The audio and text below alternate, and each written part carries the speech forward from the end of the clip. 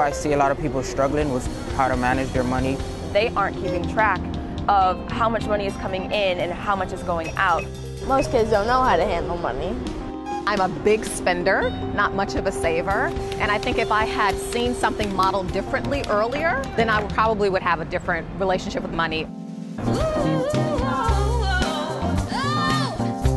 I think World of Money gives them that basis, that financial literacy that they need. World of Money is a youth financial education training institute. It operates Monday through Friday, 9 a.m. to 4:45 in July of each year. We go in the morning, we meet with our classroom leader. Each day is different and each day has a theme and focus. So some days we'll be talking about banking, other days we'll be talking about stocks and bonds. I did learn a lot about credit scores, 401ks, gaining interest on money, making your money work for you, how to save your money, checkings accounts and savings accounts, and yeah, how to live a better life. My name is William Law. Handling money is a big responsibility, and it should be held in the hands of a responsible person. Hi, my name is Rachel. I feel like I just graduated from business school, like real university business school. Just having role models like that come and share their knowledge with us is one example between, learning, gaining success, and then giving back. And it's just a straight long sign. Also, one of the cool things that our students learn is Mandarin Chinese. The 5 tenets of World of Money is learn, earn, save, invest, and donate. It's helped me become more aware of how much I'm spending and how much I'm saving and how much I'm giving. It's more about, yes, you had an opportunity to earn the money. Now, what do you do to improve the lives of those that are around you and, the future generations? You need to give us your resources, whether that's money or your time, and that's more important than anything. We have visited the White House about 3 times. Our Young Mogul Board of Directors joined me as I testified on Capitol Hill to talk to Congress about financial education. We've opened or closed the NASDAQ Stock Exchange 4 times.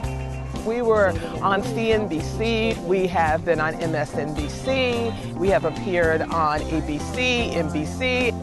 I feel like financial literacy is one of the key components in life. No matter what career path you choose, you will definitely have to encounter finance or any type of financial components in your life, such as, whenever you're making your first purchase for your home, which was discussed during the workshops.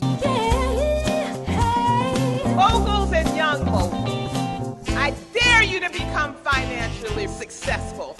Miss Lamb dreams us to be ambitious, and I think that the tools that she gives us at World of Money are helpful in making sure that those ambitions can be sustained. After becoming a billionaire, I will invest my money in charities to build schools worldwide that will teach finance.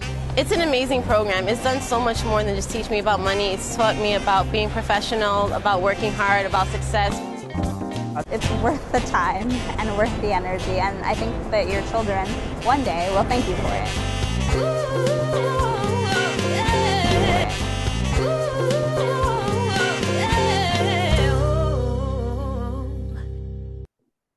Good afternoon, everyone, and happy Father's Day weekend. My name is Sabrina Lamb, and I am the founder and the CEO of the World of Money, and I am really excited today. Today, our focus is, this Welcome World of Money's The Future of Your Money Town Hall Series, and I'm really excited today to listen and learn from today's discussion, a gathering of men talk money. Hashtag Men Talk Money at World of Money. Our special dads are joining us from around the country to engage in transparent, keeping it real conversation, inspirational, personal, dropping some information for you regarding money and related issues. During this interactive forum, we want you to post in the chat below of your screen where you're joining us from, and then later post your questions and your comments. Now today, because this is Father's Day weekend, I think it should be Father's Day year, okay? I pay tribute to my father, Willie J. Lamb, who was a highly decorated military officer, and I miss him every single day. What I learned from my father is, I remember when we were living in Germany, and we would drive from Nuremberg to Würzburg, and I'm a fourth grader, and I'm sitting in the back of the car, and he would hand me the map, and he would say, Sabrina, tell me which direction we should go. Doing that on all of our trips, my father taught me that there was no place that I have the absolute right to be, and there's no place that I can't go, and there's nothing that I can't achieve. So thank you, Daddy. I call him my daddy, for teaching me how to walk like I own this earth. So thank you for all of our dads, our fathers, for providing and protecting all of us. So we have a lot of special dads today. I'm looking forward to introducing them to you. So here we go. So our first special dad is Mr. Barry Simmons. He is a managing director, East Division director for Chase Wealth Management at JP Morgan Chase. Joining us all the way from Los Angeles, California. Welcome, special dad, Barry. Hello, everyone. Great to be here. Thank you, Sabrina. Thank you. Our next special dad is Mr. Robert Johnson. Robert is the Chief Inclusion Officer and General Counsel for the YWCA Metropolitan Chicago. Joining us from Chicago, welcome, Robert.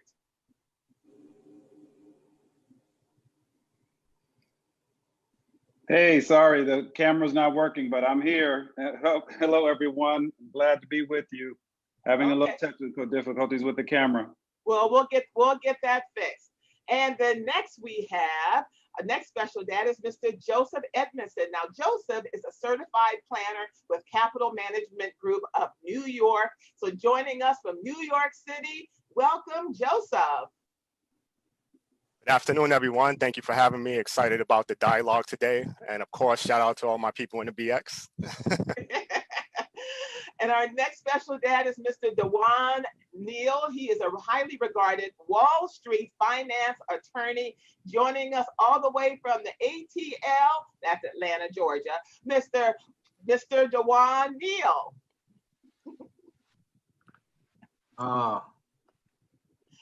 Good afternoon, everyone. Sabrina, thank you for that warm introduction. Very excited to be here.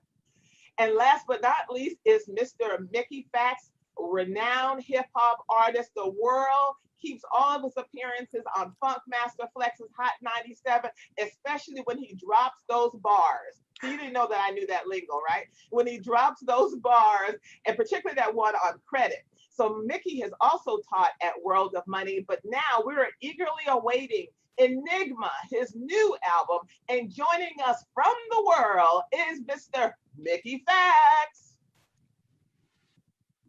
Hey, I know you can hear me. I'm trying to figure out how to. Okay, we'll fix all of that. Now, a brochure with all of our special dads' detailed bios is going to be available in the chat very soon. Now, the host for this discussion is Mr. Darren Simon. Darren is a business development manager at the Energy Infrastructure Solutions. He also serves on the board of the World of Money's parent executive board. Welcome, Mr. Darren Simon. Darren, take it away. Hey, Sabrina, thank you very much, and welcome to our virtual town hall, Men Talking Money. To our distinguished guests, thank you very much for your participation today. And we're looking for a great session of just talking men, guys, as though we were in a barbershop. We're just going to kick it for a little while and just talk about different aspects regarding fatherhood and finances and wealth building and the like. Before we jump in, I just wanted to take a few seconds here just to say thank you to my father, Henry Simon, who has shown me what it means to be a man, a loving father and husband, and just by his day-to-day works, just being able to watch him as a role model has helped me so much in my life and continues to do so. Dad, you were my best man at my wedding, and you'll always be my best man. Love you dearly. And with that, gentlemen, are you ready? Absolutely. Let's do it. I think I'm ready. Darren, you said something about us keeping it, fairly casual, like we're in the barber shop. Unfortunately, I can't remember the last time I was in a barber shop. You are so right with that. And where I am, my barbershops actually open in New Jersey on Monday. So okay. You know where I'll be. Well, this is a good warm up for you. We're getting you ready for Monday. Absolutely, absolutely. Before we jump into the financial aspects that we're going to spend some time on, I was hoping that we could step back and just take a look at some basics. And I'm interested from the panel, what is your definition of fatherhood? Hey, well, look, I'll get us started, Darren. Really excited to be here. So again, I am a father of two 10-year-old boys. They just actually had their birthday on Thursday, Cannon and Cole, and a shout out to my baby girl, my princess Sage, who's 5 years old. And to me, being a father and the definition of fatherhood is all about being a provider, being a teacher, an educator, but most importantly, preparing our children to enter the world and have as much success by giving them exposure and experiences so they're able to deal with all the ups and downs and the adversity that comes with the world and comes with being an adult. So I take that responsibility very seriously. I think we learn every single day as dads and as fathers because there's no script, there's no playbook for it. But what we can do is just the best that we can to ensure that they've got good values, character, morals. In our household, we lead with integrity, we lead with inclusion, and we always focus on making sure that our kids are very intellectually curious, ask the questions so we can provide the whys. And I think as teachers, that's what dads really serve as that role model. Excellent. Hey, let's keep it going, guys. I mean, I'll piggyback off of it. My situation is a little different. And I think this helps having such a diverse panel. My son is 17 years old, just finished his 11th grade year, transitioning into his senior year of high school. And fatherhood has been an amazing experience for me, but a learning experience, right? So like I'm constantly teaching my son the things I want him to be able to carry into the world, but I'm also learning about myself. I'm learning about him. And I think that there's no feeling than watching your son evolve into a mature, responsible, aware young adult. And there are just so many components to fatherhood, right? Like we want our children to be studious, right? We want our children to have good manners. Some of us would like our children to be more than just intellectually stimulating, but also to be athletic for whatever reason. I mean, there are just so many ways to reach out and to connect with your child and then to actually track that evolution and that growth. So for me, fatherhood is really just about instilling the values and really trying to protect him from making the same mistakes. He's going to make mistakes, but let them be new mistakes that we can challenge and take on as a unit. Versus him doing some of the same things that I did when I was his age. Yeah, I'll go next. I'm probably one of the older brothers on the panel, just looking at the young, bright faces that are my panelists. But for me, fatherhood is, particularly in this age, around not just being a protector, but also sort of an evolution. I come from a generation of fathers, or was raised by a generation of fathers where children were seen and not heard. You sat at the kids' table, and I appreciate a lot of those old school values, but I think fathers now have evolved to being a lot more involved and hands-on than they may have been back in the day. It was just a kind of stoic dad that went out into the streets, got his money, brought it back home, went to bed, and just went back to work and didn't have a whole lot of interaction with the kids. At least those were the men that I saw in my community. They just grinded. And they were just always tired and didn't have time to play catch with the kids and all of that. So I know the men in my generation have tried to be a lot more intentional. And the fact that we're doing this, I think, which struck a lot of the fathers from back in the day is, I wouldn't say strange, but it wouldn't have been something that they probably would have spent their time on a Saturday doing. So I applaud the fact that fatherhood now has evolved to the point where I think we are more engaged because, last month for Mother's Day, you know, it was a big to do. You couldn't go into a restaurant if they were open, typically for Mother's Day. Tomorrow, you have it'd be pretty easy to get into a restaurant for Father's Day. We don't get the same amount of love as the mothers do. But I think the recognition that fathers do play an important role, and as men, us learning that and leaning into that and being sensitive enough to spend the time with a child, teaching them, not just telling them, but teaching them and showing them kind of shoulder to shoulder, because you are their first teacher. You are the first person that they look to for protection.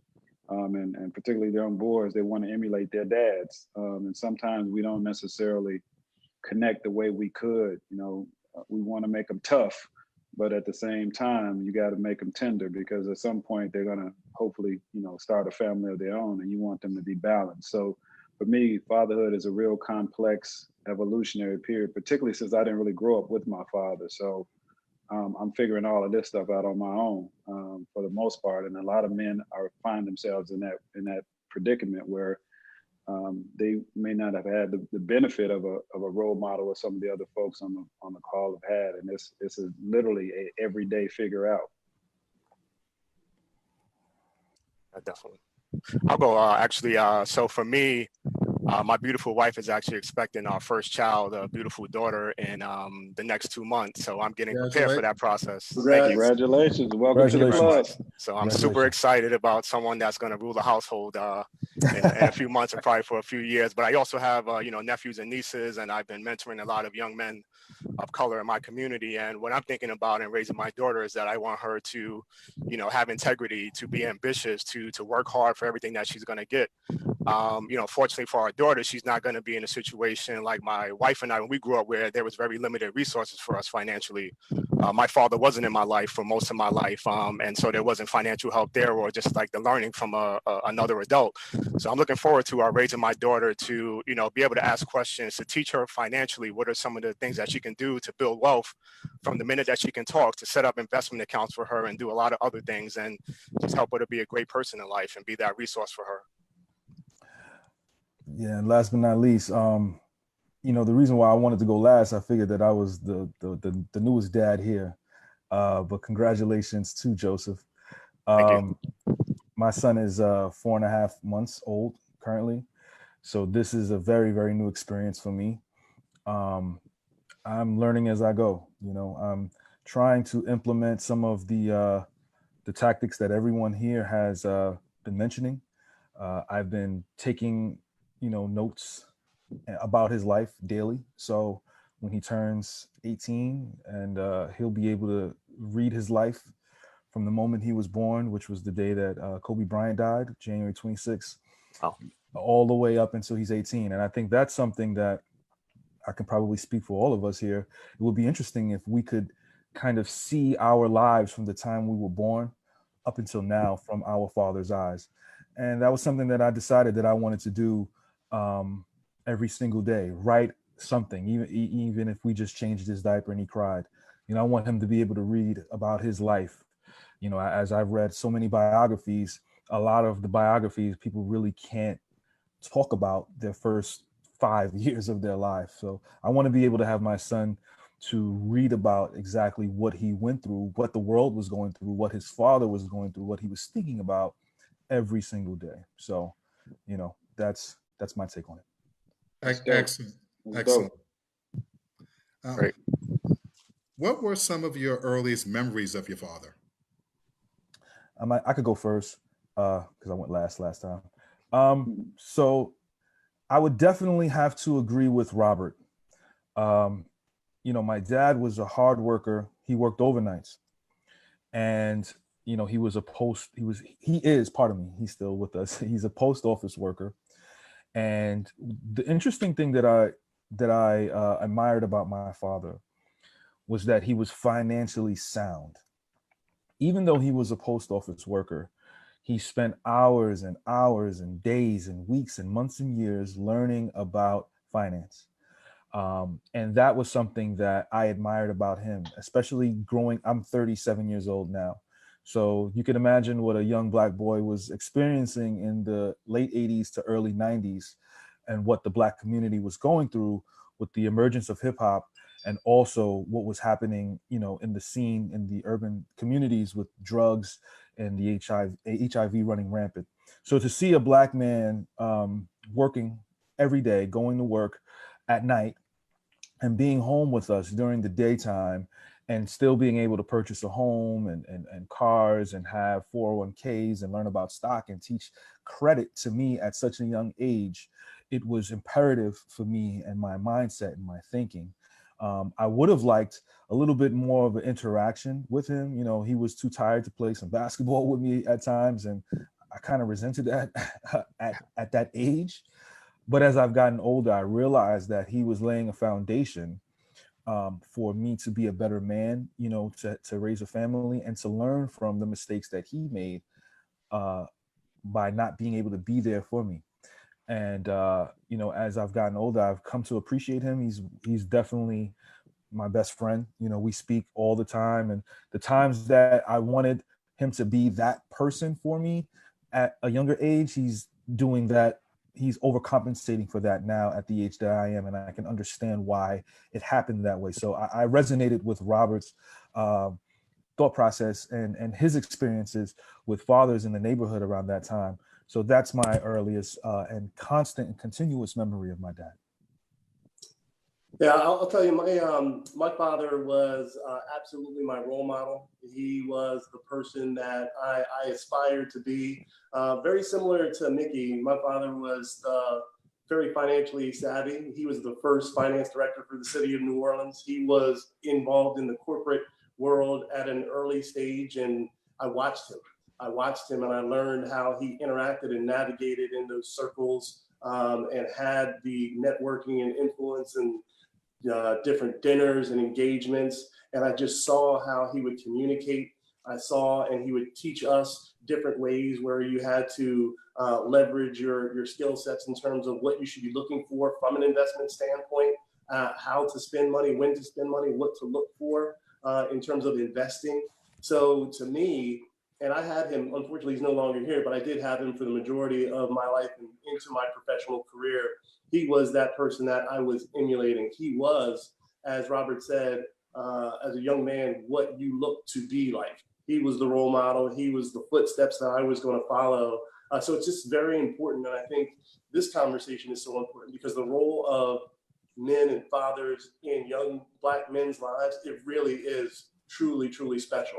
And I think we all have to understand that they're watching every single thing that we do, and the good habits as well as the bad. So when you focus on that introduction of money at an early age, it sticks, right? Because now look at the career that I'm in, and I'm leveraging still many of the tactics and strategies and communication and life lessons that I learned at such an early age just by watching him go to work every single day. And more importantly, the dinner table conversations that we would have each night. So without a doubt, he's my role model. I credit a lot of my success to him. Yeah, I can go next. I'm sure many of you, since this is a money and a wealth conversation, are familiar with the book by Robert Kiyosaki called Rich Dad, Poor Dad. And I literally just thought of this, and I never thought of this in 50 years, but I had a similar Rich Dad, Poor Dad experience, and it literally just occurred to me. So my earliest memories of my father literally lived around the corner from me. As I said, I wasn't raised by my father. I was actually raised by my grandfather. So if I think about Rich Dad, Poor Dad, my actual dad was my poor dad, and my grandfather was my rich dad. And just like in Rich Dad, Poor Dad, there were lessons that I learned from both. And my actual dad, I was born out of wedlock, and my father was an alcoholic. And like I said, he lived right around the corner from me, and he made a lot of choices that obviously led him down a path that did not include any aspect of financial success. So the impact on me, as you said, most of us want to be like their father. The majority of my life was spent trying to be not like my father. So it was just, I saw the things that he did, and it motivated me to have this ridiculous drive to do just the opposite. Like I didn't touch a drink until I was in law school. It was like part of an initiation there. I was like 23 or something before I had my first drink. Never did a drug or anything because I just saw that the path that it took him down. Conversely, my grandfather, who was my rich dad, he was a steel worker, probably with an 8th grade education, but was one of the most brilliant men that I ever met in my life. And I do a lot of public speaking, and I always quote him when I first start my talks. The 2 things that he always said, that if a man could beat you, first of all, he said, common sense ain't common, everybody ain't got it. And if a man could beat you thinking, he could beat you living. And I saw that for him, he would get up literally, I don't know, at some ungodly hour, 4 o'clock in the morning, whatever it was. He wore a suit every day. And he, like I said, he worked in a steel mill. So he would wear a suit to the steel mill, somehow change clothes, get into whatever you wear in a steel mill, do 8 hours in grimy, dirty, whatever you do in a steel mill, shower, put the suit back on, come back home to work. He would hit the door. My grandmother and mother, who also lived with me, they would, food would start magically appearing. He would sit down in front of the TV. I would be there in front of the TV watching something. He would, without saying a word, as soon as he came in, I knew it was time for me to leave. He was going to turn on the Cubs or whatever it is he wanted to watch. And that was his thing. But I also watched him, similar to what was just said. He was a man in the community that everybody came to when they needed money, when they needed advice. Again, they came into our den. I saw everybody in the community at one point come in there and ask for his counsel. And him and my grandmother would listen to whatever it is that their issue was. I had to leave. He never made a decision right then and there. He said, okay, I'm gonna pray on it and I'll get back to you. And that was it. There was no more conversation. That was it. Once he said that, you were dismissed. You're gonna pray on it and he'll get back to you, whatever. And I just saw him, and he had this thing where he bought my grandmother a new car every 2 years, and he would take the old car. And I mean, it was just, when we grew up in what was considered a poor area, but I didn't know I was poor until I went to college. Didn't even realize it because just the work ethic, and we never wanted for everything, and just his presence as a Black man. And so that's who I emulated, my rich dad. So when I went to college, literally, first generation everything, but I wore suits to college. I carried a little briefcase as a freshman, didn't have anything in it but my lunch and then maybe a newspaper, but that's what I saw as a man, and that has driven me my entire life. It was my rich dad, which was my grandfather. That's excellent, and I really appreciate you sharing. And at this time, just to transition a little bit here, we're going to watch a video from activist MC Mysone, which is a happy Father's Day tribute to his son.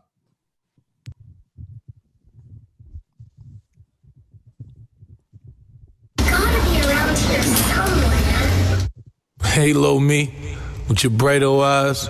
Your smile so big it can light up skies. I thank God every day for your birth, and I pray that he navigates your way through this earth. Your first steps, I can't wait for them. Any man don't take care of his kids, I pray for him. Cause to me, that is a sin.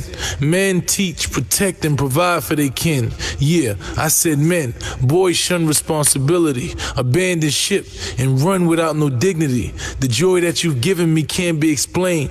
Sometimes I think of you and tears can't be contained. You came into this insane world perfect and pure, in a world so full of pain. So as you search and explore, you'll mature into a boy. As you formulate thoughts, the thoughts will turn to action. As you walk and you talk, people will disappoint. Truths will become lies. The more knowledge you gain, you'll see through the disguise. And I'll be here to guide, to wipe the tears from your eyes and the fear from your heart until I meet my demise. Them eyes will see reality. The friends will turn to enemies. Enemies will turn to friends, and love will turn to jealousy. But the memory of these things will make you stronger. All the shortcomings and disappointments will make you hunger the success, but never let that success kill your humanity. All morals, never put money before your family. I know you ain't understanding me, but you will one day. You'll separate the fake from the real one day. One day you'll understand the sacrifices I made so you can live in peace and not have to pay the prices I paid. I pray every day that your life's filled with joy, cause I'm so thankful I gave life to you, boy. Lord, let my little seed grow to a tree and be a way better man than me.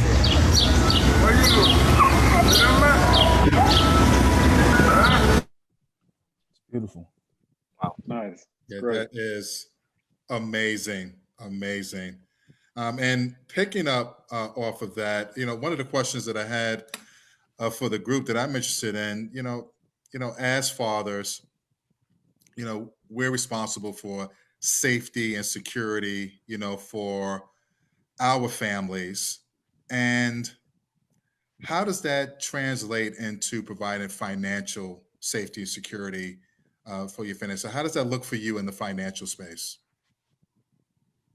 Yeah, I can start on that one.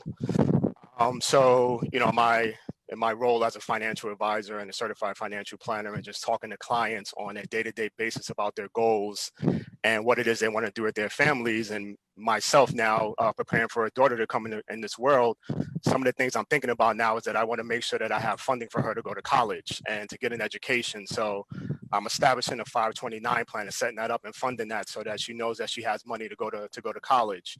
I'm talking about, making sure that she understands our budget. And when she's, old enough to understand, she's going to be involved in the conversation, because I want her to understand how to run her financial household, how to make sure, in the words of World of Money, that she understands how to save, invest, donate, give back some of the money that she makes. And I'm looking forward to teaching her about that. I'm having conversations with my wife about the fact that, God forbid, if I didn't come home yesterday, I want to make sure that you guys are going to be protected and that you're going to be able to do everything that my income coming in would have allowed us to do as a family. So I'm in the process now of increasing my life insurance substantially so that, if I didn't come home yesterday, I know it's a hard conversation to have. I want to make sure that my wife has options for my daughter to live in a beautiful community, to make sure that she's going to be able to go to private school, and my wife so chooses to do that, to make sure that she's going to have money for her someday, hopefully her wedding, and getting a new car when she graduates from college. So we're having these conversations now, and I'm taking the action steps to do those things. And then also talk to my wife to tell her that, for my daughter, I don't want money that's going to be for her in a long term to be sitting in a savings account earning minimal interest. I want that money to be invested and to grow and to grow for her so that she can have access to something in the future. And I'm also in the process of talking to an estate attorney now, because now there's a conversation around getting wills and trust in place so that, if something did happen to myself and my wife, we're not putting our daughter in a situation where she just gets a big lump sum, or also my nephews and my mother and everybody else that I financially support, that they're just getting money outright and they're just blowing it. This is about building generational wealth. So in having a will and having trust, there's going to be language in there that says that you can only get access to certain funds if certain accomplishments happen. And so these are the steps that I'm taking personally in order to prepare my family for, making sure that they're going to be financially sound, both now and if, I didn't come home today. Yeah, let me build on. Oh, go ahead. Oh, no, I just want to piggyback off of what Joseph said. I think the goal is just to be proactive, right? And I think a lot of what Joseph just shared is getting ahead of things, right? And actually planning, right? And preparing for the future. And I think that, children, young men, young women, they see everything that we do as parents, like everything. They hear every discussion. And to the extent that we want our children to model themselves after us, then we have to set a proper example with respect to all things that they come in contact with, i.e. financial responsibility, right? And understanding, my biggest thing for me growing up, I was extremely materialistic, right? Like if I could get a new pair of sneakers, I was happy, right? If we can go get those sneakers, I remember one time I was on punishment. And my mother, only 16 years older than me, and my father not being present at all. I've actually never met my father. We went to her, and rather than sneakers I wanted, she bought me another pair of sneakers, as if that was some type of punishment for me, right? But that is what I equated being happy to, right? Material things. And having a 17-year-old, it is baffling to me how my son is the exact opposite. He literally, I have to beg him to take him shopping, Like, let me go get you a couple of items, right?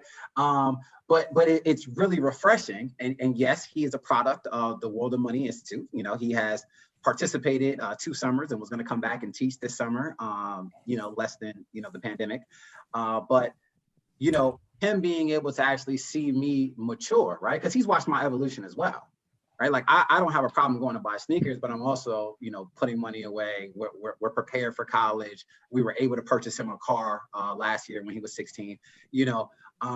But you have to plan for those things. And to be completely transparent with the panel and all those that are viewing, I wish that I was being more financially savvy and more financially responsible at a younger age, right? I mean, I really started taking things serious midway through my son being in middle school, right? Whereas I knew these things prior to. And prior to taking my job, you know, and of course I worked on Wall Street for a number of years before transition, becoming a finance attorney. But learning about all the investment vehicles that were out there, right? And what smart people actually do with their disposable income, very different than the values that I kind of picked up along the way, right? And I had to actually change my thinking and reprogram myself to understand, like, what was going to put me and my family in the best financial situation moving forward, right? Is it having or the newest, you know, Ferragamo shoe? Or is it actually taking that money, putting it somewhere where it was going to grow, right? So again, just to circle back and speak to what Joseph kind of shared with us, it's all about being proactive, right? And leading by example. Hey, can I just add a real quick thing to that? Because I think Duan and Joseph really hit on some major points around the planning and being proactive. I also think that we in our community have to think about that intergenerational wealth transfer for the long run, where it's not just building wealth for you to be able to put your children through college and for you to retire, but how do you now set it up where your children's children, you've got their education, their homes, and their prosperity set so they can build the wealth and then pass that on to others. And Joseph mentioned a lot of different tactics to be able to do that. You got trust, you got the 529s, but the mindset of me being done with my financial responsibility as long as my kids can go to school and then I can retire, we've got to, I think, change that. We got to make sure that we're pushing forward because that all stops, you know, in I think our community, we would invest a lot. You'd own your house, then to give it to the kids would sell the house, the money's gone right there in that generation. How do you protect that money and pass it forward for future generations so you truly build generational wealth? That's what we need to start focusing on in our community. And there's so many tactics to be able to do that, but the mindset has to shift as well. Say it. Yeah, and that's the part that I wanted to address. And that's why I love the concept of the world of money, because it really begins with us understanding how money works in the world and understanding our historical relationship with money. We came over as property. We were brought over as property. So in this capitalistic society, we were a product. And that is, in my view, had us have this fascination with products, which, as the person before was saying, gets us into this need for materialism. But if you understand how money works and you understand the stages of money, accumulation, preservation, and legacy, as Barry was just talking about, the last piece only happens if you have those first two pieces in place, the legacy, the ability to be able to sustain.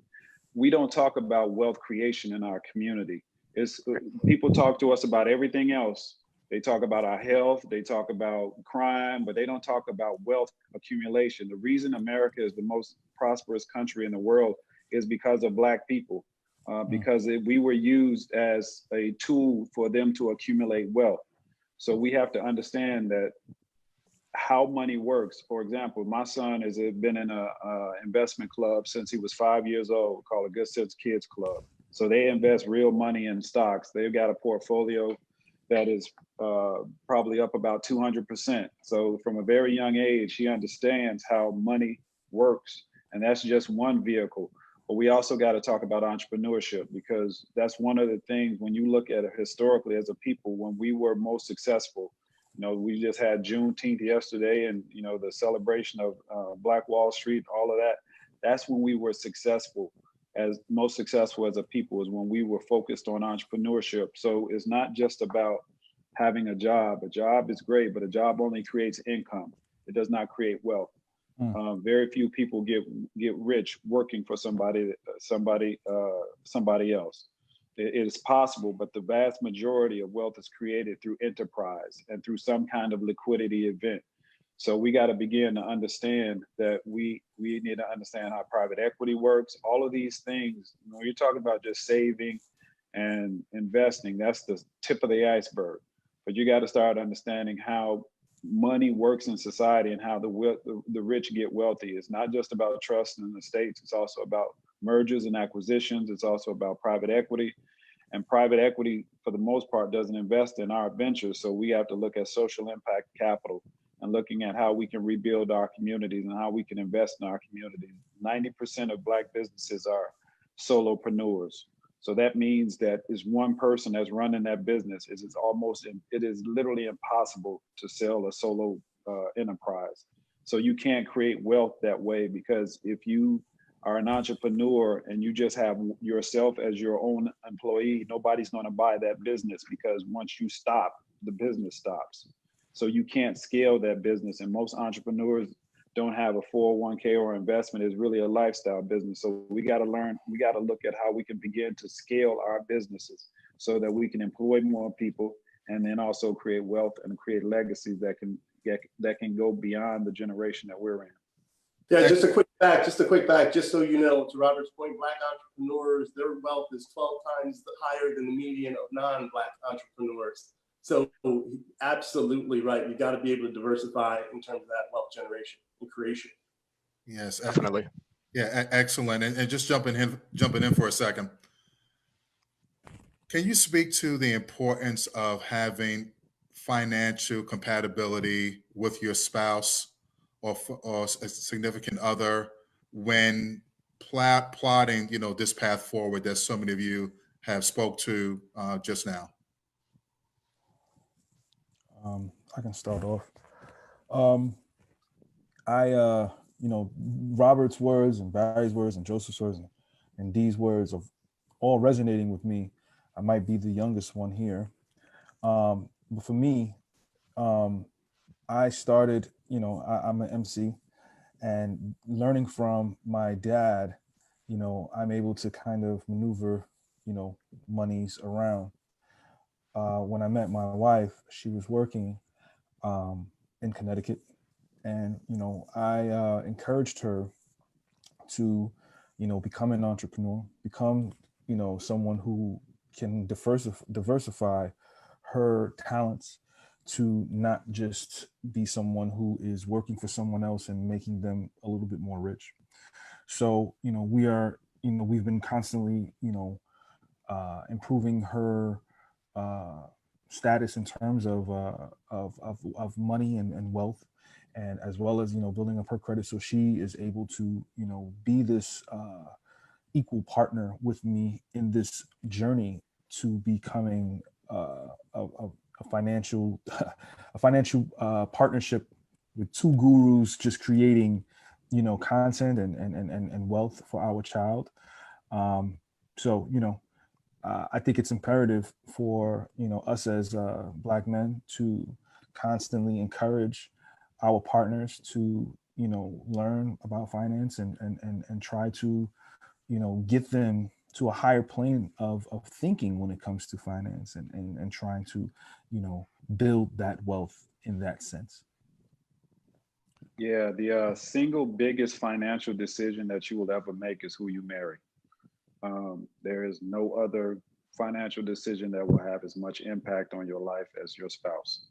So if you don't have somebody who is rowing in the same direction as you are, it makes it exceedingly difficult to be successful financially.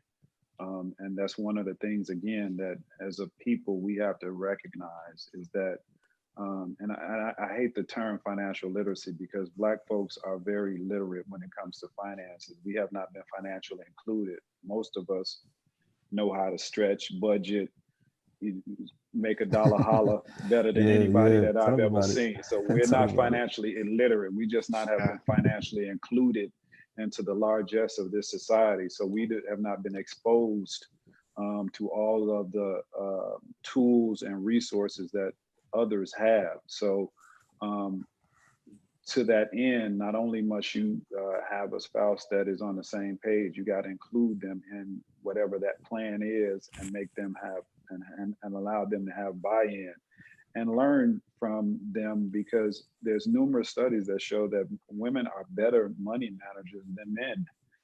They get better financial results because we tend to be more aggressive. We tend to go off gut, and we'll do stuff just out of stubbornness, whereas women are a lot more rational when it comes to money than men are. And most women make a lot of the financial decisions in the household because that's just the way the dynamic works.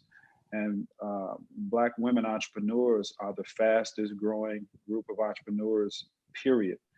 They're the only group there are more Black women entrepreneurs than there are Black men entrepreneurs. So sisters, it pays to listen to sisters because they're killing it. Yeah, definitely. I mean, I can add a little bit to that.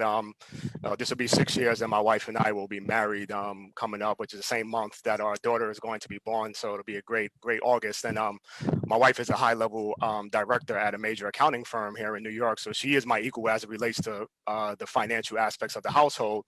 But she doesn't do financial planning as part of her job. So by default, there are some things that she just doesn't know, even though she's in an accounting, role. So I'm having conversations with her about the fact of, we as two, individuals of color, we're in a financial situation where we want to just start thinking about going forward in the future, not only investing in things like our 401k and investing in, your typical stocks and bonds, but we want to start to thinking about investing in, small Black-owned businesses to get some additional growth and revenue outside of just like our normal jobs. Because as we've seen from this pandemic, you could be a professional, and if something like this happens and your job decides to furlough you or cut your pay, you could have as many degrees as possible, and there could be issues in the household if you don't plan for things like that.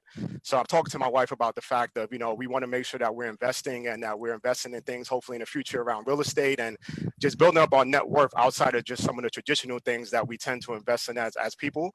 And I'm also talking to my wife about the fact that, it's okay to be conservative with your money, but sometimes you do have to take a little bit of risk if this is going to be money that you're not going to need to touch for 5, 10, 15 years down the road. So we're definitely both aligned, and I hope to have a lot of success, both between us and our daughter and raising her around all these different things. Yeah, no, I think that's excellent. And you guys touched on so many great points, but I think one of them that really struck a chord with me in that conversation about the intergenerational transfer of wealth. You can do all the smart things in the world to build wealth, have wealth to transfer.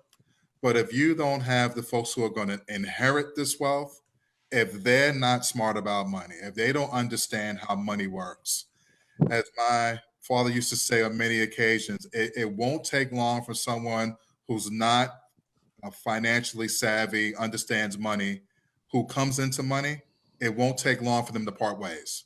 Absolutely. So it kind of lends itself to this other discussion about our youth and making sure that we're giving them this kind of information so that as we're doing all these great things that we're discussing, they're in a position to be able to do something, with that wealth that we've accumulated for them. Any thoughts on that? Darren, can I jump in really quickly? Please. I just want to kind of circle back to the last segment very, very briefly. I know that we have a number of people that are viewing this, and we have a number of questions going on in chats. But I kind of wanted to get, because I'm not married, right? So I'm not married.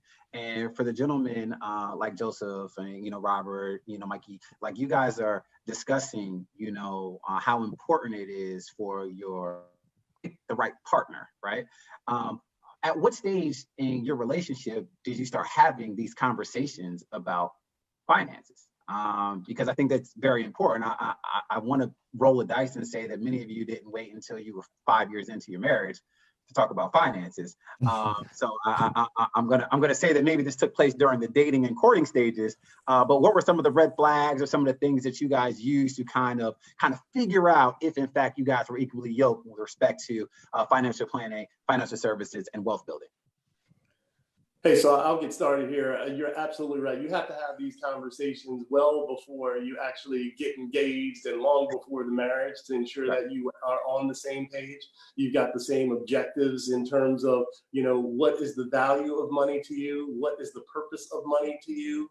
And what do you feel about family? And again, as we talked about that generational wealth transfer. So a lot of those conversations absolutely have to happen.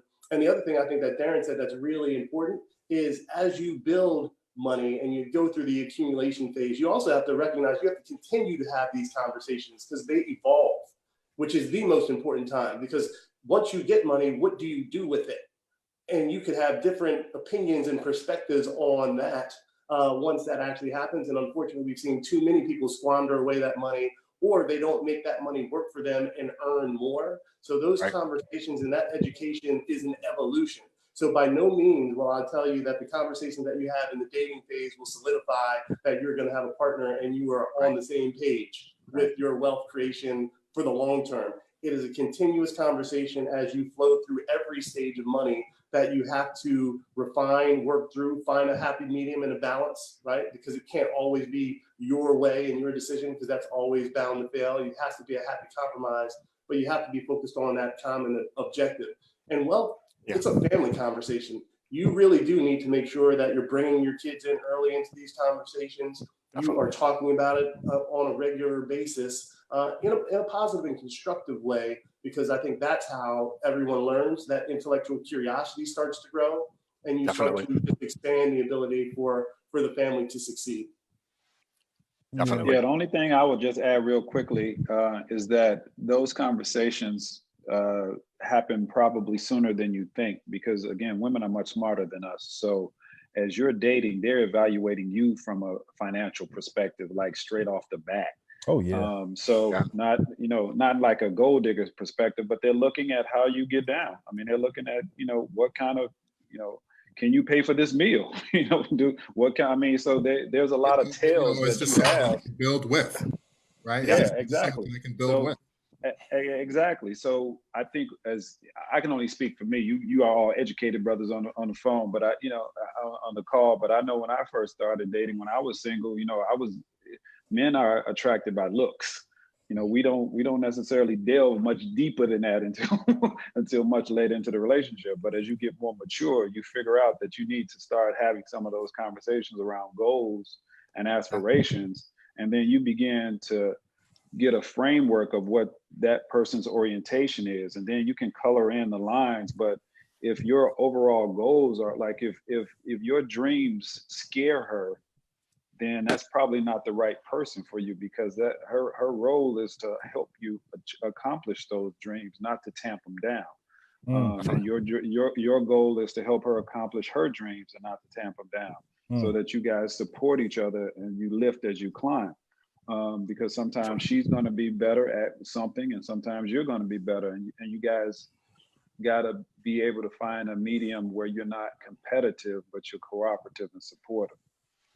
Because a lot of us date type A women, and that's they got a lot of opinions and a lot of information, and you got to be able to handle that. You got to be able to support them like you want them to support you.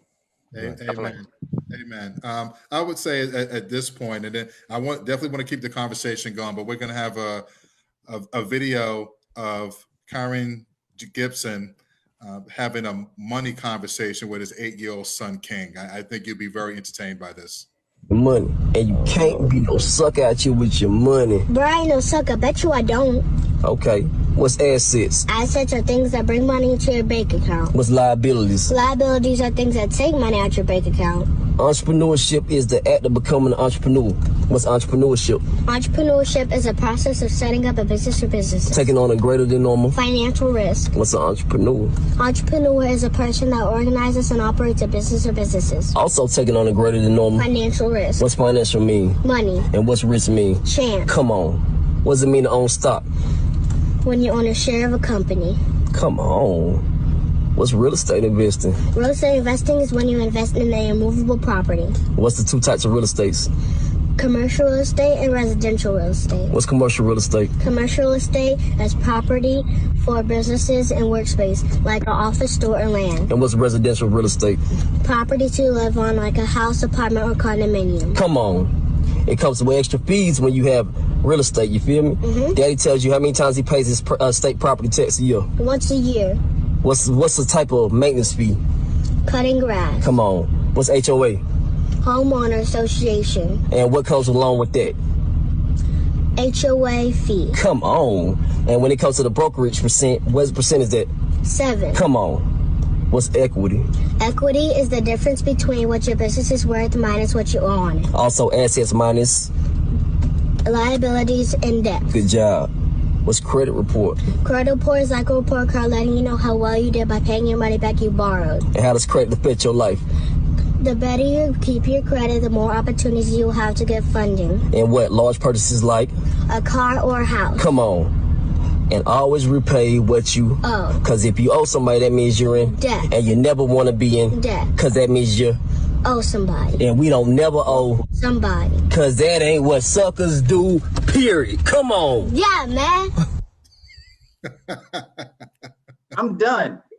I'm checked out. Is there anything left for us to say, guys? Let me log out. Let me log out. Come on now. Oh, that was amazing. You should be teaching that world of money. You better call him, Sabrina. Not the daddy, in my the boy. 20s, I couldn't have answered half those questions. Sabrina got to hire the boy, not even the father, man. That's right. One of the questions that came in on the chat, someone wanted us to provide some examples of how we are building generational wealth. Whew. Well, I can start this one off again. Generational wealth. I've learned, I took the same route that Joseph has taken in terms of when my son was here. I started to just delve into even more and more and more financial things to accumulate wealth. One of the things that I learned about, obviously, was the stock market. But, for those that know, the stock market can be very risky. So, I started doing research on index mutual funds and how to just kind of leave your money in these places, and also just real estate. And my dad is teaching me, he has 3 properties currently right now. And when I buy my new home, he's going to purchase another property, and he's going to leave these homes to me and my sister. So we continuously, keep building up this generational wealth. Being an entrepreneur as well, I've invested in a couple of companies. One being, which is crazy that I'm on this call. One is Kitty Credit. I own some stock and some shares in Kitty Credit. And I'm also one of the faces of this Black-owned app teaching children from the ages of 8 up until 14 about the perils and the wiles of credit. Now, we're currently in the process of partnering with Equifax and TransUnion for this app to teach kids, particularly of color, about credit.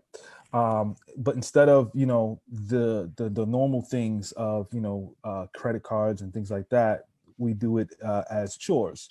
So for parents, they have the app, and then their children have the app. So basically, like, if I tell my son, you got to clean up these dishes today.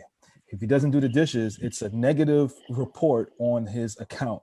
The same way it would be for our credit reports. And if he wants something, it all depends on what he's done in terms of the chores.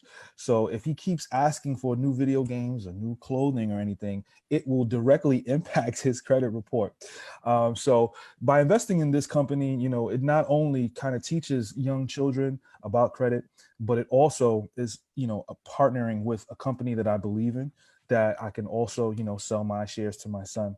And last but not least, my son and my wife are benefactors, on my publishing when it comes to music. So I've been making money off of my music since 2006, residual income that comes in once a month. If something ever was to ever happen to me, my son and my wife would be the benefactors to this money that constantly comes in and basically pays all of the bills every single month. And the more I create, the more content that I create in this new evolving way of life when it comes to streaming and digitized content, the more money will obviously be coming in, and taking that money and reinvesting and trying to do the smart things when it comes to money. So that's my answer to that. Yeah, I would just add to Mickey. I think Mickey's doing all the right things. Number one, diversification is the key, right? So making sure that you've got different streams of income. I love the fact that he's investing in some different private opportunities, and then some of the real estate. I think those are all the traditional ways the market to earn. The only thing that I would add for people to think about is also debt and debt reduction. Because if you think about it, the interest rates that you pay on your mortgage, whether it's 3%, 4%, 5%, or credit cards, sometimes up to 10%, 20%, if you reduce that debt to zero and you minimize the debt that you carry, those are all rates of return as well, because you're not putting out that additional expense. So think about just the mathematics of it all. If I'm paying, 20%, 15%, 3% on large amounts of money, that's income and money and monetary flow out. Reducing that debt is the same thing as earning that money on other assets. So there's two sides to that pendulum. You always want to make sure that you're putting your money to work, but you want to minimize your debt as well on the road to wealth creation. Yeah, I'll just add a couple other quick things. I mean, in addition to all of that was said, the other things that I've invested in or am invested in to create generational wealth. Franchises. I own a franchise. Invested in some other businesses, particularly black-owned businesses. I have my own company that I plan to leave to my kids. And then other things that I think folks often overlook are collectibles. So Black art in particular, I've invested a lot in Black art and other collectibles. One of the things that people may not recognize is that art has outpaced, if you buy the right art, it has outpaced the S&P by 200%. Jay-Z even was rapping about, I was listening to it the other night, and he talked about, I bought this paper for $1 million. Now it's worth $2 million. If I leave it to my kids, it's worth $10 million. If you understand the market and understand the right things to invest in, collectibles are a very lucrative investment. And a lot of Black art you can get. I'm living here in Chicago in Bronzeville. There's a Black artist that sold a painting for $1 million that lives right down the street from me. But a lot of people don't know about our market. And there's an opportunity for us to capitalize on that, particularly given what's going on in the country now. Black art is about to be real hot. So a little stock tip, a little tip for you guys now. Look at Black art and Black businesses investing in right now. Yeah, I'll just add a little bit to that, Darren, really quickly. So everything that everyone mentioned was great. These are all great tools to build wealth. And I would take it just like one step even before getting to the point of that, is that for the young men that are listening to this, if you don't know what's going on in your household around the financial picture, start to ask questions of your parents. How much does it cost to live here? How much are you making? How much is left over to pay the bills? When you give me money, what are some tips that I can do to make sure that I'm saving? So, and this is also for the men that are listening, start to have this dialogue with your kids now, because what I've learned in being involved with World of Money since 2008 is that kids can pick this stuff up even as young as 5, 6, 7 years old, and we have to start having these conversations now. We have to understand where our money is going every day. And I think I shared, Sabrina, if you can share with the audience, I sent the budget worksheet out, and before you can start building wealth, you want to make sure that your short-term reserves are okay. And what I mean by that is that if you lost your job or if you got hurt and you couldn't work, you don't want to be in a position where you might have to sell a real estate investment in a down market or sell your stock investments. And you want to have some savings in the bank to make sure that you can pay your bills from anywhere between 3 to 6 months. You want to make sure you have the right amount of life insurance if you didn't come home. You want to make sure you have things like disability coverage if you didn't get hurt, if you got hurt or sick and you couldn't work. And once you have those foundational things set up, now you can start to talk about building wealth through all these different vehicles, whether it be investing in the market, real estate, private investment, art, and different things. So the foundation and the conversation that we need to start having is key. Fantastic. Another question that I wanted to pose to the group, and I want to start with Dewan on this one and then expand out to the panel. With everything that's going on currently, we've been hearing references to so many conversations about the talk that Black parents need to have with their children about how to navigate and move in this society and to be safe, as they go about their lives. So I'd like to take a different twist on that question. And what does the talk look like with your children from a financial perspective, from a wealth building perspective? What are the key things that you are trying to, or that you intend to try to have in terms of discussions with them about those particular areas? So for me, my son is, and we're having a conversation about college and what his interests are and what he wants to study in college, and he doesn't know, right? He's up in the air, right? Which I explained to him over and over again is not abnormal. It's okay that you don't know. But then I asked him, well, what do you want your life to look like? Right? Like, what do you want your life to look like? Because you have to understand that happiness for everyone looks different, right? You may ultimately want to own a private jet and have a boat, or you could want to be home at 3 o'clock every single day, pick your kids up from school, drop them off at practice, and be at the table by 6:30 every single night with you, your children, and your wife, right? Where do you want to live? Do you want to live in a very, very metropolitan area? Do you want to live in the suburbs, right? Like, so once you start having these type of conversations, right, then we can start to kind of dial it back. How do we get there? Like, what does that look like? How do we graduate from college with the least amount of debt possible, right? So that you're not forced to get a certain type of job, right? And really trying to get my son, as well as my nephew at this point, to understand that you have to change your thought process. Like, think about what it is that you want. Be a creative, right? We don't have to work for anyone. You don't. Yeah. Like, we've been so conditioned to go to schools, get these, and now not even just go to undergrad. It's like go to professional school as well, right? And then you get these degrees and then else, right? You're not going to be forced to do that. I want you to take the time to figure out like what you're passionate about, because what you're passionate about will bring you happiness. So with respect to finances, right? And I know I'm off on a bit of a tangent, but I had to give you like the whole picture. My son watches how I teach at World of Money, right? He understands that I'm a finance attorney, and he's always asking questions. Wants to know what I'm doing. He wants to know what the deal is. Like, Dad, he called me, he texted me yesterday at 1 o'clock in the afternoon. And he was like, are you on a call?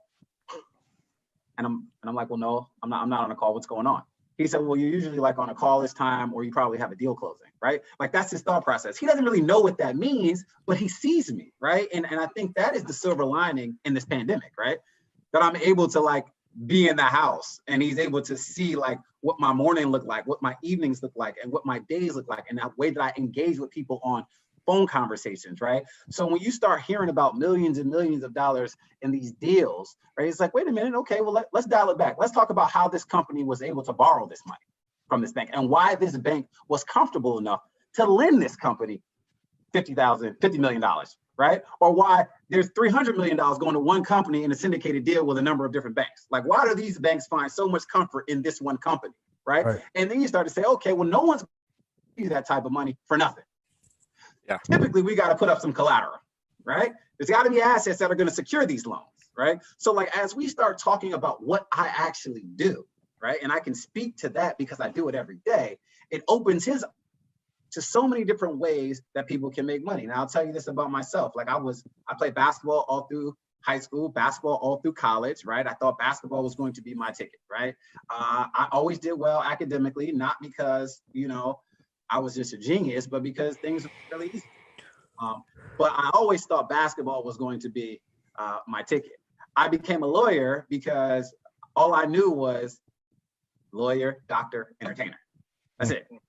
I thought I was funny, but I'm not that funny. I wasn't athletic enough to be a professional athlete. And I hadn't had the schooling or the tutelage to be a doctor. So I'm like, wow, they said I could go to law school if I just take this one exam. So I took and now I have like a nephew who wants to be a lawyer because I'm a lawyer. And then I have to have a conversation with him to say, hey, why do you want to be a lawyer? oh, because lawyers make money. There's a lot of poor lawyers, let's be clear. Tons of poor attorneys. Actually, the vast majority of attorneys don't make good money. They're extremely, it's a high stress job, have high student loan debt, and they make very little income pro rata with respect to what they owe. So if you're going into because you want to make money, that's not the reason to go into law. Let's talk about it, because I am up at 2:30 in the morning because a client has asked me to draft something on behalf. Do you want to be the attorney that's doing the drafting, or you want to be the client that's able to pay me to do the work at 2:30 in the morning, right? As we start thinking about what we want our lives to look like, right, and what type of work will make us happy, I tend to back our way into how we get to that point.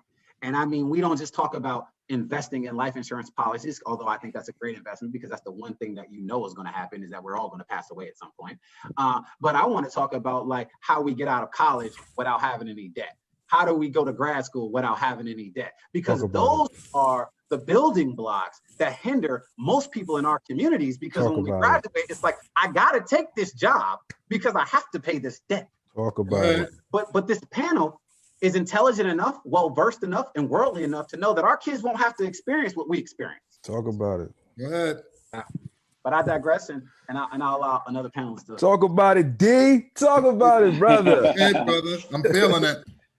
So that talk, I'll be real quick. That talk for me looks like some financial education. Going back to the concept of World of Money, I always recommend 3 books for anybody. You know, the problem with quote financial literacy and trying to provide financial education is there's so much noise out there that people don't really know what to do. They get confused and they're like, what should I do? And I try to separate products from practice, and the sort of praxis from praxis. So praxis is the theory, practice is what you actually do. So you have to have a theory of money before you can understand what it is that you need to do. So I always recommend with my kids, I made all of them read it, and anybody who asks me financial and wants to spend some time with me, like, go read these books first, because you're not going to understand where I'm coming from until you understand this. The first one is Think and Grow Rich. The second one is The Wealthy Barber. The third one is The Richest Man in Babylon. And the fourth one is Solomon's Secrets.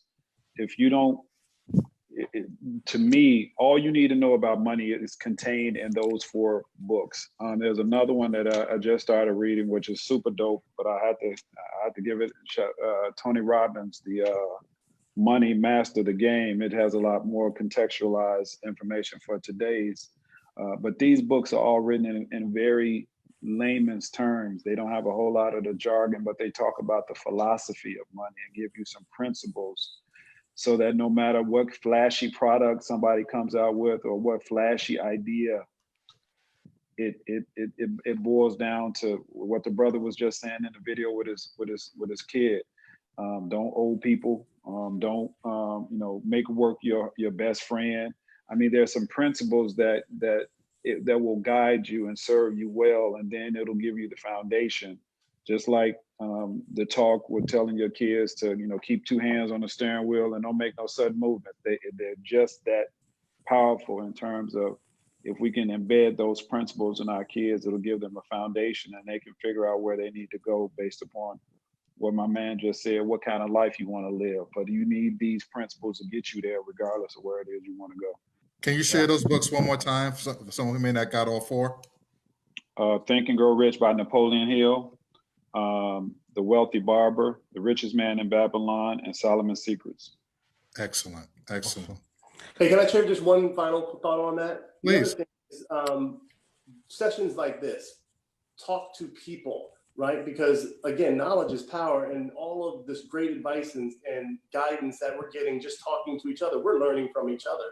So seek to join groups like World of Money. I know at JP Morgan Chase, every Thursday at a branch, you can learn about financial education and literacy in a Chase chat. You can go online and see that. But join groups where you're talking about money and you're talking about these ideals and you're getting sound guidance and thoughts on where to move forward. Because I think sometimes it's intimidating. People think, hey, I got to do this all by myself, or I'm going to read the book and where do I go from here? But there's so much power in bringing groups together and having the conversation and the dialogue, just like we're doing today. We need to continue to do that in multiple forums, and that can start as early as you want. It's never too early to start talking about this with kids and bringing them together. So I would definitely look at trying to find those groups and forums where you can have the conversation. Go ahead, please. Yeah. I was just going to say real quick. Also, obviously my son is 4.5 months old. Consider the future. And that's just the piggyback off of what Barry, D, and Robert has added to the chat. We have to look at the world that it's going to change eventually. My dad was writing a book about, how to find rare videotapes and how to find the movies that you want to find.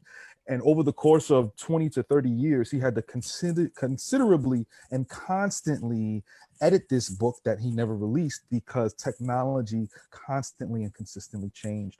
So I think, having a conversation with knowing and trying at least to attempt to predict what may be happening in the future, because as Dewan so beautifully and eloquently stated, college is a great thing, but if you're coming out of college in debt, it's a bad thing. And a lot of people sometimes, they're creating these products and these things where they become multimillionaires and some of them even billionaires. So, the answer sometimes can be college, and the answer sometimes can be within yourself. So just believe in yourself and continue to grow. And one final point, shout out to Robert about Black art. I got my man Stevie Wonder over there. I purchased some Black art from my guy 10 years ago, Belchez, and he is currently, one of the fastest selling painters in New York City right now. So, I'm glad to be a part of this, man, just to hear, that there are because being an MC and hip hop, we all know the tropes, the negative tropes that come along with being, a Black hip hop artist. You got to have the gaudy chains, you have to have the expensive cars and the women and the drug usage. But to hear brothers, with like-minded minds that are not in the hip hop community, but are, but still understand the hip hop community and understand finance, it's heartwarming for me. It's a little emotional. So I'm glad that I'm on the right path, and I appreciate all of you brothers. Can I say something really quickly just to some of my mentees that might be listening that are in high school and just thinking about college and if it's even an option? So for me, I grew up in the projects in the Bronx. My mom made minimum wage, and I love my mom so much because my mom had to go back and get her GED. And a lot of parents take the approach of like, if I didn't accomplish something, then I'm not going to force, my child to do that. And my mom was like, you're smart, you're going to college. Like, it's just something that's going to put you in a better position. And if it wasn't for my mother, I don't know where I would be today for, pushing that, on me, because she saw it in me that I could be a success. And for someone that came from the projects in the Bronx, single parent household, low income, I was able to go to college through a program that I was able to get in. And after my first semester, because I did so well with my GPA, I ended up getting a full ride for the rest of my college years, and actually ended up graduating from college without any loans based on academics and not sports, even though I did play basketball. So this is to the young men that might be thinking that, I want to go to college, but it may not be an option. If you academically do well and you're a man of color, there is going to be money out there for you and scholarships that can probably get you through. And if not that, and you're successful, ask for donations for people, make a video, tell people what you want to be in life, and I guarantee you that money will flow in for you. So, don't just stop because you come from a bad neighborhood and you think that, you can't be a success, because I'm the living example of that. Oh, yeah, that's what's up. Yeah, hey, I am too. I'll piggyback on that. I mean, I grew up in Fort Heights, which is one of the poorest suburbs in the nation. So, I think the average median income there is like $4,000 or something. I mean, it's crazy. Ooh. But so it really, I tell people I could teach anybody how to be successful. Being successful is making the right choices consistently. Being unsuccessful is making the wrong choices consistently. So it's all about the choices that you make. And it's never, and I adopted the approach early in life that it's not over until I win. So I never lose. I've never lost because it's never over until I win. So from that standpoint, you have the opportunity to achieve whatever. I'm first generation everything. So first generation college, first generation law school, first generation, corporate America, first millionaire in my family, first multimillionaire in my family, probably in our entire clan.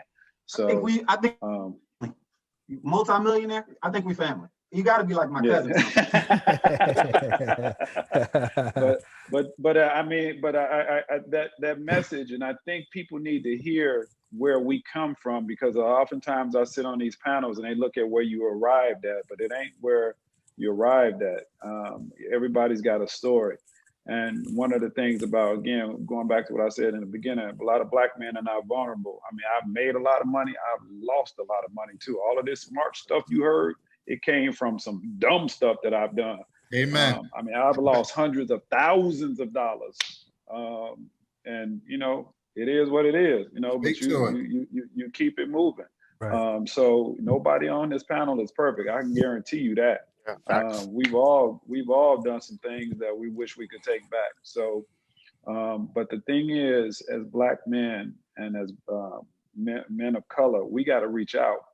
If you got a question, or if you got a need, or we got to get past that, hoarding of information, and we got to be more collaborative and more supportive. And if I know something, I'm duty bound to share it with you. And like I said, if I see you going left when I think you should go right, I'm gonna tell you. Now, at the end of the day, you do what you want to do, but I'm gonna tell you, bro, that ain't gonna be a good look for you. And we have to do that for each other. We got to check each other. I mean, I could get on the phone in 10 minutes and I can give 15, 20 cats to go do something stupid, or mindless, but trying to get 15, 20 cats to do this, hard. So give yourself credit for all of you that are on the phone, that are watching this or participating in this town hall, because you've made a decision to improve yourself. There's a lot of people out there that are just dialing it in, and they're not putting forth the effort. Like I said, it goes back to choices. You can choose to be successful or choose not to be successful. And the last thing that I'll say, because I grew up poor, I have a big the secret to my success is visioning. What I used to do was I would go to wealthier neighborhoods and go to like the houses of, they have open houses. You can go look in anybody's house and see what, see how the other half live. And that would be my vision of what I wanted my life to be. And when I was in college on Saturdays when my roommate was gone, I would lay on the floor, listen to jazz, eat pizza, and envision what my life would be. Flipping through GQs, I know how I wanted to dress. Michael Jordan talked about visioning as being the reason why he was so successful. He would envision himself taking that last second shot and hitting it and winning the game. And when it came time to do it in the game, he had already been there in his mind, because your mind doesn't know the difference between reality and what you envision. So your body, your actions will begin to mirror what it is that you see. It's all about affirmation. That's why what you tell yourself every morning, I am, is invoking the name of God. I am is Yahweh. So I am rich. The universe doesn't know that you're not rich. It will bring things to you that begin to get you into that positioning. If you say, I am broke, same thing.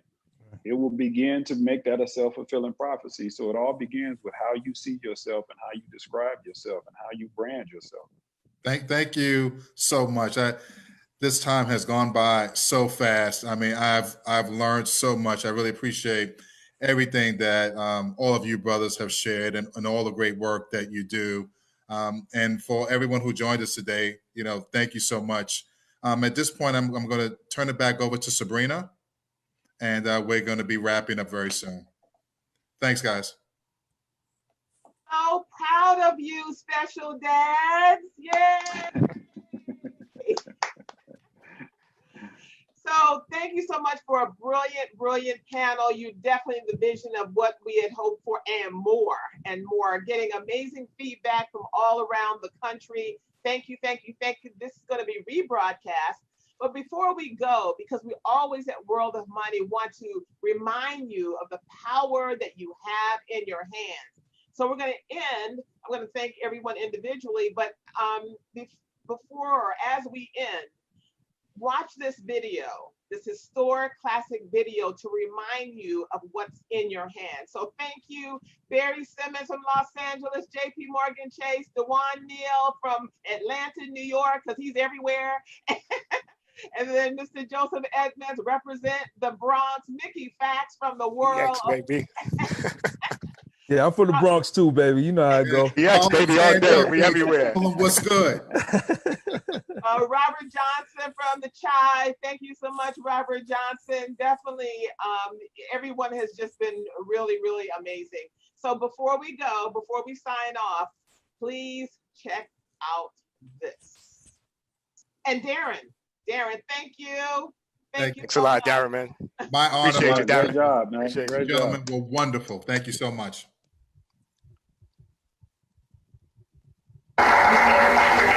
A young slave boy stood one day before the greatest ruler of his day. And God said to Moses, "What's in your hand?"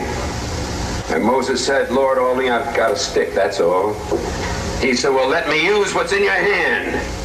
And God used that slave boy with a stick in his hand to divide the Red Seas, march through a wilderness, bring water out of rocks, manna from heaven, and bring his people to Freedom Land. What's in your hand?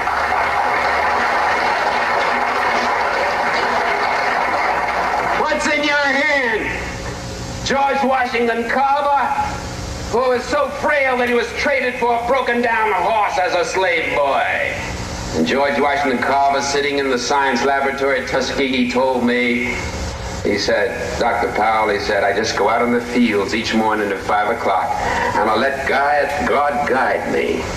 And I bring back these little things and work them over my laboratory." And that man did more to revolutionize the agricultural science of peanuts and of cotton and sweet potato than any other human being in the field of agricultural science. What's in your hand? Just let God use you, that's all. What's in your hand?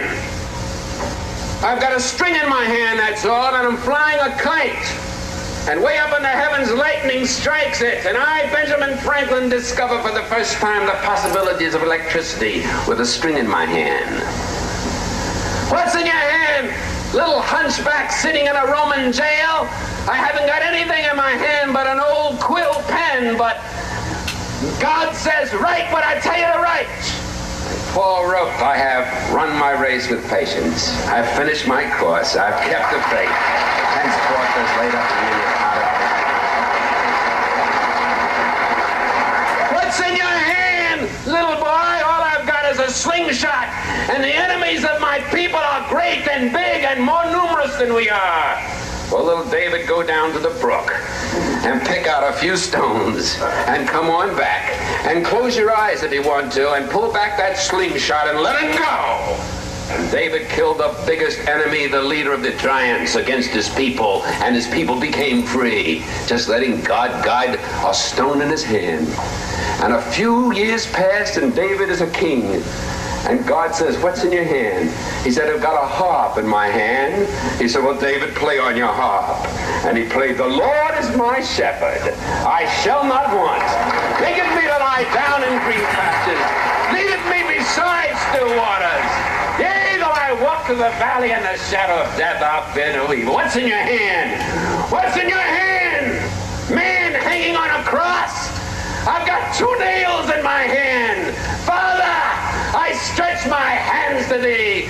No other help I know. If thou withdraws thyself from me, whither shall I go? And that man with 2 nails in his hand split history in half, BC and AD. And what's in your hand tonight, people of Cambridge?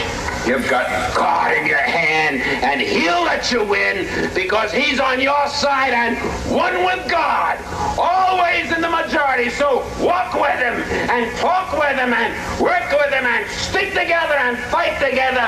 And with God's hand in your hand, the victory will be accomplished here sooner than you dreamed, sooner than you hoped, sooner than you prayed for, sooner than you imagined. Good night and God bless you.